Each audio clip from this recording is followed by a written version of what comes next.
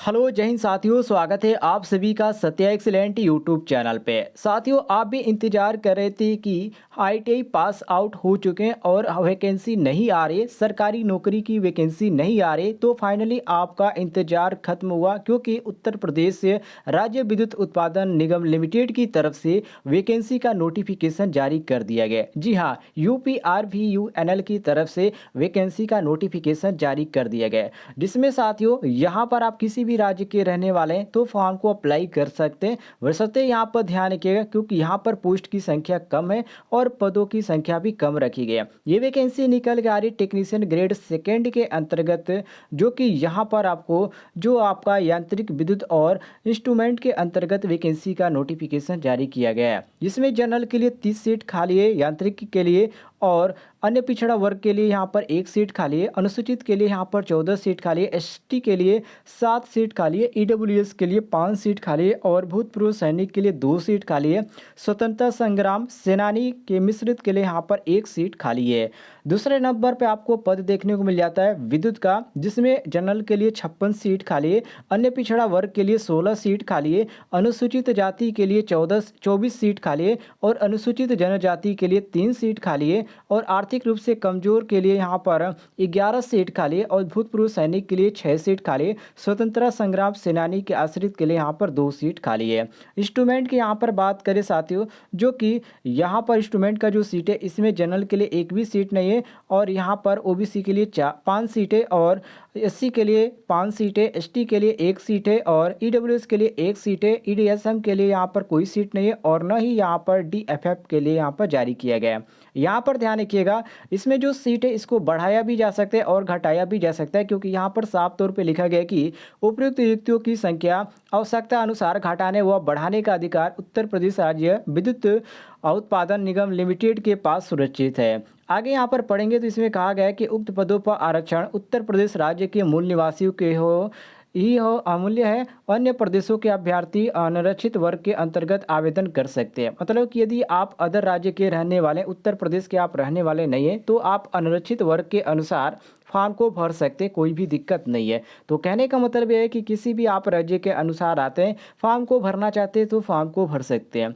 इसमें साथियों कितना यहाँ पर वेतन दिया जाएगा, जो कि वेतन के बारे में इन्होंने जानकारी दे रखा है कि वेतन आपका मैट्रिक्स लेवल पे होगा, जो कि 28,000 से शुरुआती है और आगे जो भी यहाँ पर नियम लागू होगा उसके अनुसार आपका पेमेंट बढ़ाया भी जाएगा। टेक्नीशियन ग्रेड सेकेंड के अंतर्गत जो टेक्नीशियन ग्रेड यांत्रिक पद है, इसमें ध्यान रखिएगा, इसमें जो आपकी योग्यता होनी चाहिए वो आपका हाई स्कूल होना चाहिए, मतलब कि 10वीं पास आपका होना चाहिए और विज्ञान वर्ग से आपका होना चाहिए, ध्यान रखिएगा। इसके बाद जो आपका ट्रेड होना चाहिए, फीटर ट्रेड से आपका आईटीआई कंप्लीट होना चाहिए, जो कि आप यहाँ से ध्यान से देख सकते हैं। इसमें यहाँ पर नीचे आएंगे तो यहाँ पर दूसरा जो यहाँ पर सीट दिखाया जा रहा है विद्युत पे, इस पर आपका जो होना चाहिए इलेक्ट्रीशियन ट्रेड से आपका आईटीआई कंप्लीट होना चाहिए और विज्ञान वर्ग से आपका हाई स्कूल होना चाहिए, मतलब कि 10वीं पास आप होने चाहिए। नीचे आएंगे तो एक और पद आपको इंस्ट्रूमेंट देखने को मिल जाता है। इसमें साथियों मांगा गया उत्तर प्रदेश का हाई स्कूल विज्ञान वर्ग व गणित वर्ग के साथ आपका समकक्ष उत्तीर्ण इंस्ट्रूमेंट इलेक्ट्रॉनिक ट्रेड में आपका अखिल भारतीय व्यावसायिक प्रमाण पत्र अर्थात आईटीआई आपका कंप्लीट होना चाहिए, तभी आप फॉर्म को अप्लाई कर पाएंगे, अन्यथा आप इस फॉर्म को अप्लाई नहीं कर पाएंगे। नीचे आएंगे तो यहाँ पर बताया गया कि आपको आवेदन कैसे करना है, क्या इसकी प्रोसेस होनी चाहिए, तो ध्यान रखिएगा। अप्रेंटिसशिप के अंतर्गत वरीयता संबंधी जिन पदों के लिए लागू है उस पर आपको छूट भी दी जाएगी और इसमें जो उम्र रखी गई है आपका 18 से 40 वर्ष के छात्र इस फॉर्म को अप्लाई कर पाएंगे, जो कि यहाँ पर पढ़ सकते हैं, साफ तौर पे लिखा भी गया है। नीचे आएंगे तो आयु में छूट के बारे में बताया गया, तो आप सभी को मालूम है हर एक वैकेंसी में एससी एसटी ओबीसी छात्रों के लिए छूट रखी जाती है। इसमें भी आपको सेम प्रक्रिया देखने को मिल जाती है। एससी एसटी वालों के लिए यहाँ पर 5 वर्ष की छूट है और जो छात्र ओबीसी के अंतर्गत आते हैं उनके लिए 3 साल का छूट रखा गया है।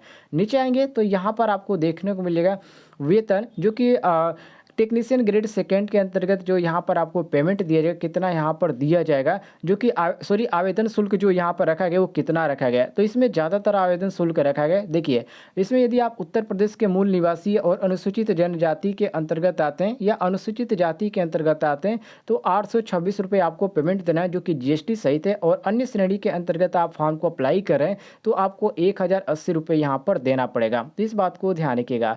आवेदन शुल्क की मदद से आप जमा की गई राशि को आप वापस की जाएगी और नए को यहाँ पर स्थानांतरित अथवा किसी अग्रिम चयन का सुरक्षित किया जाएगा। मतलब कि इसमें कोई भी आपका फीस का जो है पेमेंट आपका वापस नहीं होगा। यदि एक बार पेमेंट हो जाता है तो ध्यान रखिएगा। इसमें आपका एग्जाम जो होगा कंप्यूटर बेस पर एग्जाम कराया जाएगा, जो कि इसमें लिखा भी गया है कि कंप्यूटर आधारित परीक्षा अर्थात सीबीटी इसमें आपकी परीक्षा कराई जाएगी।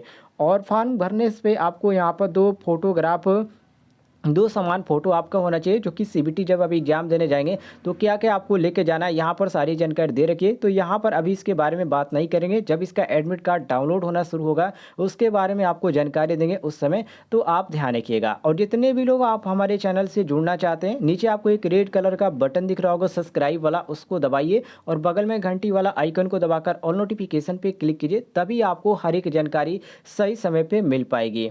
इसके बाद यहाँ पर नीचे आ जाते हैं तो बताया गया इसमें चयन प्रक्रिया के बारे में। तो इसमें सभी को मालूम होगा कि इसमें एग्जाम होगा, लेकिन ध्यान रखिएगा इसमें प्रथम चरण में आपका सीबीटी आपका एग्जाम कराया जाएगा, जिसमें आपके प्रश्न जो होंगे वस्तुनिष्ठ प्रश्न होंगे, मतलब कि एमसीक्यू टाइप के क्वेश्चन दिए जाएंगे, जो कि आपका इसमें 3 घंटे का समय होगा। और इसमें ध्यान रखिएगा कैसे कैसे क्वेश्चन होंगे, इसमें सारी जानकारी दे रखी है। तो आपका टेक्निकल क्वेश्चन भी होगा और आपका यहाँ पर जो आपका होगा, यहाँ पर मैथ साइंस भी आपको देखने को मिल जाएंगे।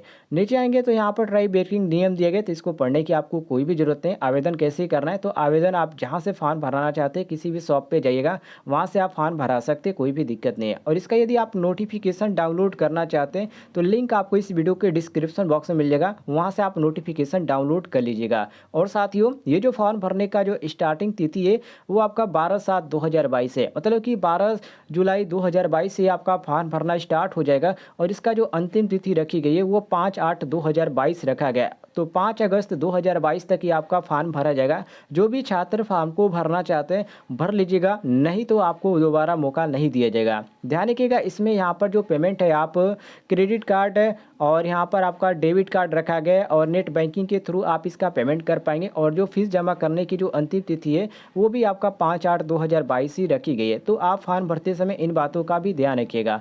और कोई भी आपको जानकारी चाहिए तो कमेंट बॉक्स में पूछ लीजिएगा। वैसे इसके बारे में पूरी यहाँ पर विधिवत तरीके से जानकारी दे रखी है, क्या क्या आपको अपलोड करना है फॉर्म भरते समय।